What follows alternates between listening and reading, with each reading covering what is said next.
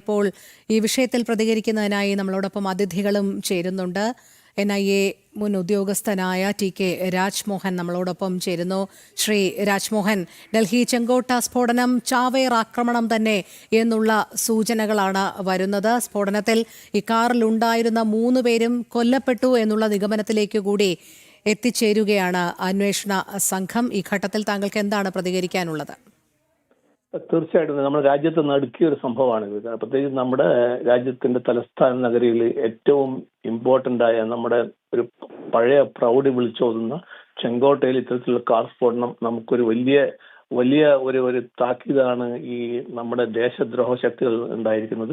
അത് തീർച്ചയായിട്ടും അത് നമ്മുടെ ഇന്റലിജൻസ് ഏജൻസിയും നമ്മുടെ NIAയും ബാക്കി ഏജൻസികളൊക്കെ അത് ആരാണെന്ന് തീർച്ചയായും കണ്ടുപിടിക്കും.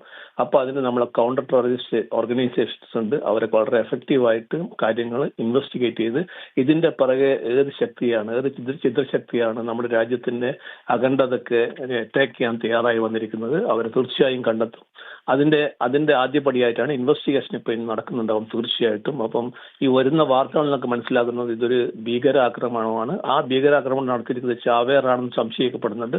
അതൊക്കെ വരും സമയങ്ങളിൽ വളരെ ക്ലിയർ ആയിട്ട് ക്ലാരിറ്റിയോടുകൂടി നമ്മളെ അന്വേഷണ ഏജൻസി കണ്ടുപിടിച്ച് അത് ഏത് സ്ഥലത്തു നിന്നാണ്, ആരാണ് അതിന്റെ പ്ലാനിങ് നടത്തിയിരിക്കുന്നത്, ആരാണ് അതിന്റെ ടെറർ ഫണ്ടിങ് നടത്തിയിരിക്കുന്നത്, എല്ലാ കാര്യങ്ങളും വരും ദിവസങ്ങളിൽ നമുക്ക് പുറത്തു കൊണ്ടുവരുമെന്ന് തന്നെയാണ് എനിക്ക് തോന്നുന്നത്.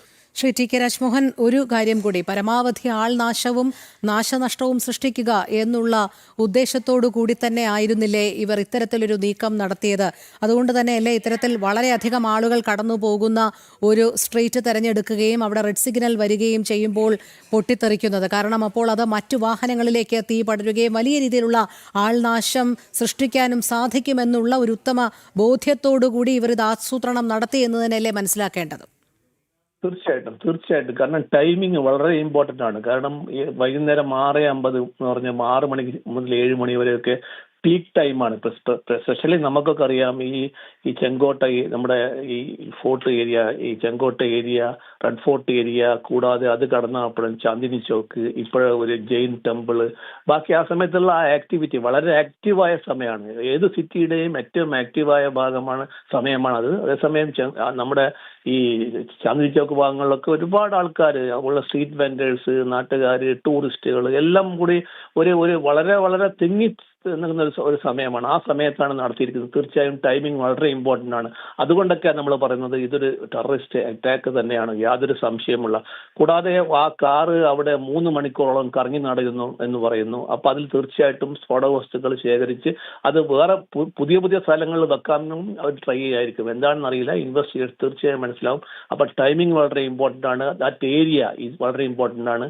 പിന്നെ അതിനൊരു പബ്ലിസിറ്റി, ഒരു ഇന്റർനാഷണൽ പബ്ലിസിറ്റി ഉണ്ടാവും. കാരണം റെഡ് ഫോർട്ട് മാത് ഏരിയ, നമ്മളെ പ്രധാനമന്ത്രി ഈ നമ്മുടെ ഓഗസ്റ്റ് 15-നൊക്കെ അവിടെ ഈ ഫ്ലാഗ് ഉയർത്തുന്നതും അവിടെ നിന്ന് പ്രസംഗിക്കുന്നതൊക്കെ ഇന്റർനാഷണൽ ലെവലിൽ തന്നെ എല്ലാവരും അറിയുന്നൊരു സ്ഥലമാണ്. അപ്പം അവിടേക്ക് എത്തിയേക്കും സ്വാഭാവികമായിട്ടും നമ്മളെ വീക്കൺ ചെയ്യുക, നമ്മുടെ അഖണ്ഡതയും നമ്മുടെ ഇന്ത്യ രാജ്യത്തിന്റെ മഹത്തായ പാരമ്പര്യത്തിന് വീക്കൺ ചെയ്യാൻ വേണ്ടിയിട്ടുള്ള ഒരു അറ്റാക്ക് തന്നെയാണ്, നമ്മളെ ഡിസ്ക്രെഡിറ്റ് ചെയ്യാൻ വേണ്ടി. കാരണം നമ്മളെ രാജ്യം പുരോഗമനിലേക്ക് ഉന്നതിയിൽ കുതിച്ചുകൊണ്ടിരിക്കുകയാണ്.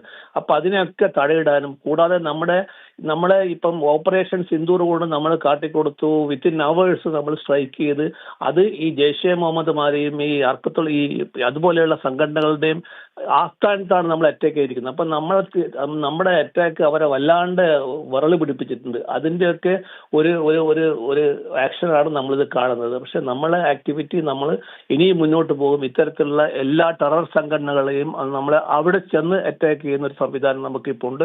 അത് ഇനി വളരെ ക്രിയാത്മകമായിട്ട് ഇനിയും ചെയ്യും എന്നാണ് എനിക്ക് തോന്നുന്നത്. കൂടാതെ നമ്മുടെ ഏജൻസികൾ ഇൻവെസ്റ്റിഗേറ്റ് ചെയ്ത് ഇത് ആരാണ് ഇതിന്റെ പിറകിലുള്ള, ഹൂ പ്ലാനിങ് അങ്ങനെ നടന്നതാണ്. അത് ഈയിടെ പിടിക്കപ്പെട്ടു. ഇപ്പം 2 ദിവസം മുമ്പ് ഫരീദാബാദിൽ നിന്ന് ഒരു ഡോക്ടേഴ്സും ബാക്കി കുറെ ആൾക്കാരെ അറസ്റ്റ് ചെയ്തിട്ടുണ്ട്.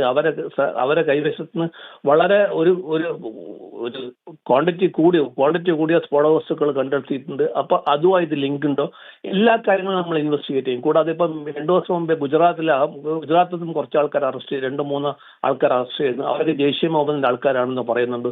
കൂടാതെ കഴിഞ്ഞ 3-4 ദിവസം മുമ്പേ ഈ ശ്രീനഗർ ഭാഗത്ത് നിന്ന് കുറെ ആൾക്കാർ അറസ്റ്റ് ചെയ്തു. അപ്പൊ നമ്മുടെ ഏജൻസികൾ വളരെ ആക്റ്റീവായിട്ട് കാര്യങ്ങൾ ചെയ്തുകൊണ്ടിരിക്കുന്നുണ്ട്. നമ്മുടെ ഇന്റലിജൻസ് വിഭാഗം വളരെ ആക്റ്റീവാണ്. പക്ഷെ അതിനൊക്കെ മറികടന്നുകൊണ്ടാണ് ഈ ദേശദ്രോഹ ശക്തികൾ, ഈ വിധ്വംസക ശക്തികൾ നമ്മുടെ നാട്ടിൽ പ്രവർത്തിക്കുന്നത്. അവർ തീർച്ചയായും നമ്മുടെ അന്വേഷണ ഏജൻസികളും നമ്മളെ കൗണ്ടർ ടെററിസ്റ്റ് ഏജൻസികളും ബാക്കി സർക്കാരും എല്ലാം കൂടി അതിനെ ഒത്തൊരുമിച്ച് അതിനെ നമ്മൾ കണ്ടെയ്ൻ ചെയ്യും എന്നാണ് എനിക്ക് പറയാനുള്ളത്. വളരെ നന്ദി ശ്രീ ടി കെ രാജ്മോഹൻ പ്രതികരിച്ചതിന്.